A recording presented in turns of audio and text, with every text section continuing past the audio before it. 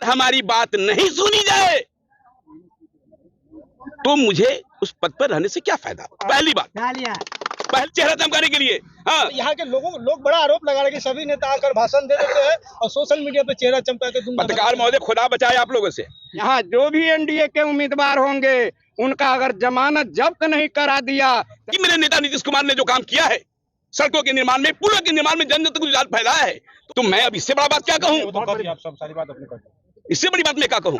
सुर में सुर मिला के जो बात कर रहे हैं, ये सब जगह से वोट का बहिष्कार होगा। करिए ना सर जी, 1 मिनट आप सिर्फ बोल दीजिए जनता के बीच में। मीडिया वाले लोग निकाल कर मीडिया वाले भी पूछ रहे हैं, तो न होता है तो थोड़ा बोल दीजिए कि 1-2 दिन के बाद ही हम आएंगे जनता को।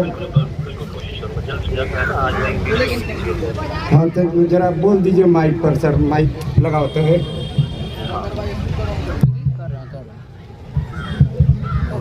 हाँ बोल दीजिए सर। तो मैं बिल्कुल कोशिश करता हूँ आज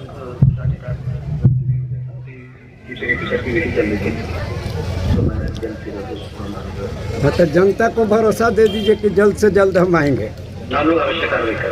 ओके सर, आज आएंगे सर। आज नहीं, सर आज आएंगे कि कब आएंगे सर? 16वां दिन है और इसको आप लोगों ने, हमारे समाज के लोगों ने, सभी लोगों ने इसको आंदोलन का रूप दिया। डीएम साहब से हम लोग मिले थे परसों, हम थे, गांधी चाचा थे, हेमंत भाई थे, लखिंदर पासवान थे, ये सारे लोग थे। डीएम साहब जो हम लोग के बीच में बात की, हम लोग बहुत खुश हुए कि डीएम साहब पॉजिटिव बात किए कि भाई हम लिख रहे हैं, और हम लोग के सामने उन्होंने टेलीफोन से बात भी किया और आश्वासन दिया कि परसों आज के बारे में कि हम लोग आएंगे।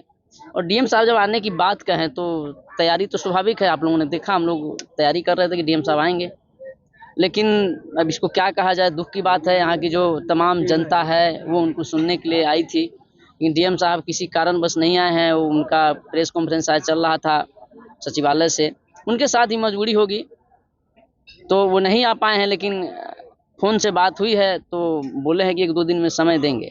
हम सरकार से ये आग्रह करना चाहते हैं कि आचार संहिता लगने से पहले अविलंब इसका शिलान्यास करवाए, नहीं तो हम लोग मानने वाले हैं नहीं, चूँकि ये आंदोलन अनवरत चलेगा जब तक यहाँ पुल बनेगा नहीं। कहीं ऐसा ना हो कि आने वाले समय में हम लोग वोट का ही बहिष्कार कर दें। आपने अभी सवाल किया कि कुछ नेता लोग आते हैं पार्टी के, वो अपना चेहरा चमकाते हैं, तो मैं आपसे स्पष्ट कह देना चाहता हूं, कोई न कोई अपना दल से जुड़े हैं, वो तो उनका अपना व्यक्ति मामला है, लेकिन सब के सब जो आज के मंच पर हमारे साथ आए हैं, सब बैरगिनिया का बेटा है, सब अख्ता का बेटा है, इसमें कोई नेता नहीं है, सब बेटा है यहाँ का। इसलिए ये लोग अपने समाज के लड़ाई में अपना योगदान के लिए अपने पार्टी को भी कुर्बान करने के लिए वादा किए हैं। कई नेता है, लेकिन अकेला एक ऐसा है बशीर जी जो इस तरह की बात बोले हैं। हाँ। कि जरूरत पड़ी तो पार्टी को छोड़ देंगे, इसलिए कि उसको दर्द है,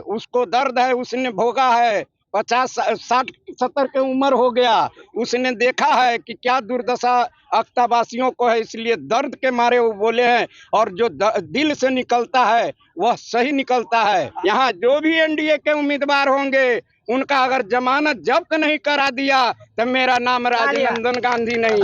यहाँ के जनता तय कर लिया है कि जब तक पुल नहीं बनेगा हम लोग एक वोट एनडीए को नहीं देंगे, और जो हमारे साथ वादा खिलाफी किया है उसको मैं हराकर उनके घर बैठाने का काम करेंगे। चलिए अंतिम यह जनता का फैसला है। देखिए यहाँ पर जदयू के बड़े सिपाही, जो आपको बता दें कि सीतामढ़ी के चर्चित बशीर साहब इस धरना पर पहुंचे हैं, और यहाँ पहुंचकर साफ इन्होंने एक बड़ा ऐलान किया है कि पुल के संघर्ष में अगर जरूरत पड़ा तो पद छोड़ देंगे। बड़ा ऐलान कर दिया बशीर जी।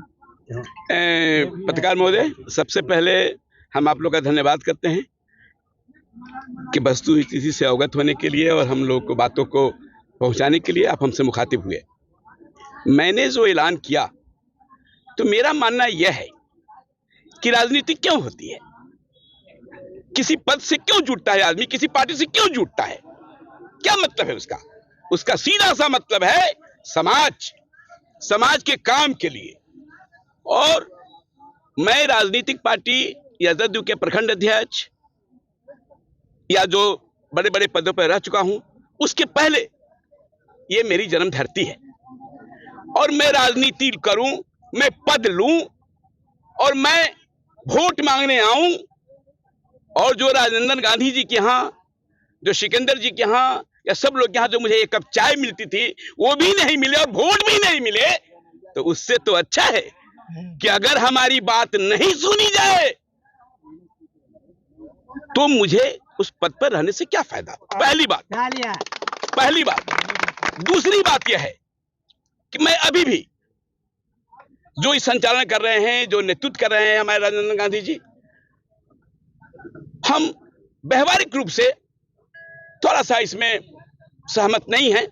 जैसे ये हमारे सीतामढ़ी के जो भी जिला पदाधिकारी हैं, निश्चित रूप से विकास के कार्यों में रुचि लेते हैं और हर जगह जाते हैं, लेकिन जैसे उनकी मजबूरी हो गई, आज नहीं आए वो, कल आएंगे, परसों आएंगे।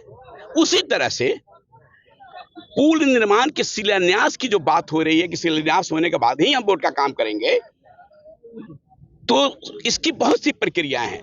इसकी प्रक्रिया है सर्वे होना, इसकी प्रक्रिया है प्राकलन बनना, इसकी प्रक्रिया है मंत्रिमंडल से स्वीकृत होना। तो अगर ये कामें हो जाती हैं और किसी कारणवश आचार संहिता से पहले नहीं होता है, और मेरी सरकार, मेरे नेता, जो मेरा अपना आत्मविश्वास है कि मेरे नेता नीतीश कुमार ने जो काम किया है सड़कों के निर्माण में, पुलों के निर्माण में, जन जन तक जाल फैलाया है, तो हम लोग को निराश नहीं करेंगे, हम लोग की भावनाओं को समझेंगे।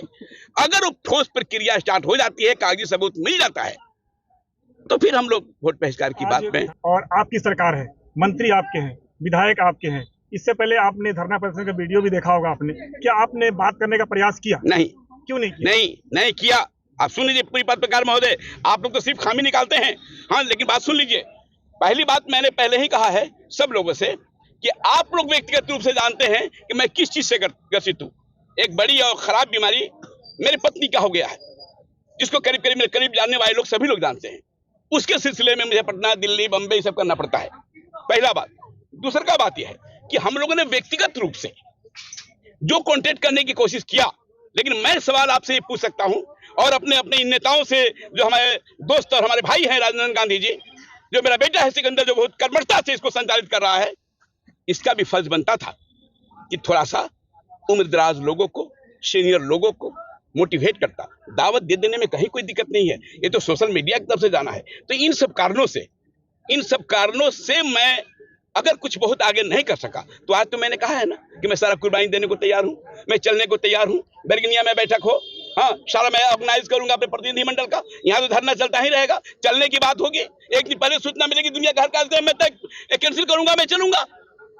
तो अगर हम देर से आए तो इसको आप कह सकते हैं कि देर से आए तो फिर दुरुस्त है। हाँ, इसीलिए मैं आज भी अपने बात पर कायम हूं, और जो भी जागरूक करता है उसको दल से मतलब नहीं है।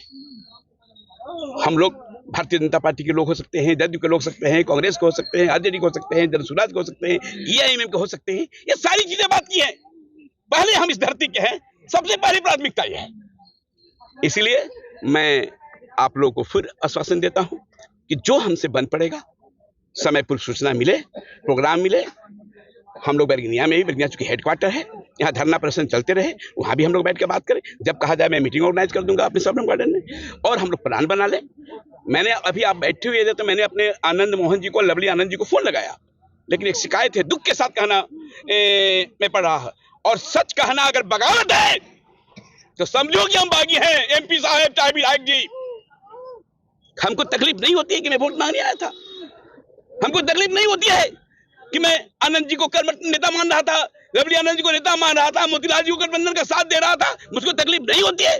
तो आज ये उनकी जवाबदेही है, वो निर्वाचित प्रतिनिधि है, और मैं तो यही कहूंगा कि मैं पुनः उनसे प्रयास करूंगा, उनसे अनुरोध करूंगा, और उनको सुनना चाहिए।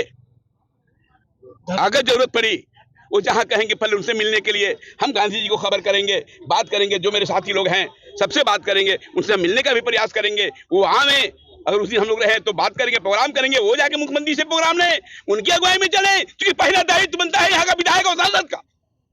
सही बात। लेकिन इसलिए विधायक तो आ गए, लेकिन सांसद का नहीं आए। विधायक जी सुनिए, विधायक आगे, विधायक हमारे साथ हैं, विधायक अच्छे आदमी हैं, विधायक विकास चाहते हैं, लेकिन उनको भी झगड़ा करके प्रोग्राम ले। वो आने से तो हम भी आए हैं और हमसे कुछ नहीं हो, आने को तो गांधी जी भी हैं, कुछ नहीं हो, तनवीर साहब भी हैं, कुछ नहीं हो, एआईएमआईएम के हमारे नेता भी जो ये बोल गए और कुछ नहीं हो। सार्थकता होनी चाहिए, सार्थकता ये होनी चाहिए, सार्थकता ये होनी चाहिए कि उनको कीमती समय निकालना है। विधायक जी को हम लोग उनसे प्यार भरा झगड़ा करेंगे, हम एनडीए के नाते हम उनके साथ हैं, लेकिन झगड़ा करने का हक है और इसी तरह से वो झगड़ा करें कि भाई आप टाइम दीजिए, हम लोग मिलना चाहते हैं, हम लोग काम करना चाहते हैं। इसीलिए आपने क्या 21 में कहा, आने को तो बहुत लोग आ गए, आपने ही तो अभी कहा चेहरा चमकाने के लिए। हाँ, यहाँ के लोग बड़ा आरोप लगा रहे हैं कि सभी नेता आकर भाषण दे देते हैं और सोशल मीडिया पे चेहरा चमकाते। पत्रकार महोदय, खुदा बचाए आप लोगों से। हाँ, आप लोग से अल्लाह ही जाने कि कब हमारे अच्छाई में भी छेद निकाल लीजिएगा। हाँ, ये आप लोग इसमें महारत हासिल है। लेकिन सांसद महोदय लवली आनंद जो महोदय है अभी तक नहीं है, लोगों का अभी तक इंतजार हो रहा है कि वो विपक्षी जो अभी ऋतु जायसवाल है वो आकर चली गई। हम छोटे लोग हैं, हमको जो कहना था मैंने अपने एमपी के बारे में कह दिया और उसी पर मैंने कहा है कि सच कहना अगर बगावत है तो समझो कि हम बागी हैं। तो मैं अब इससे बड़ा बात क्या कहूँ।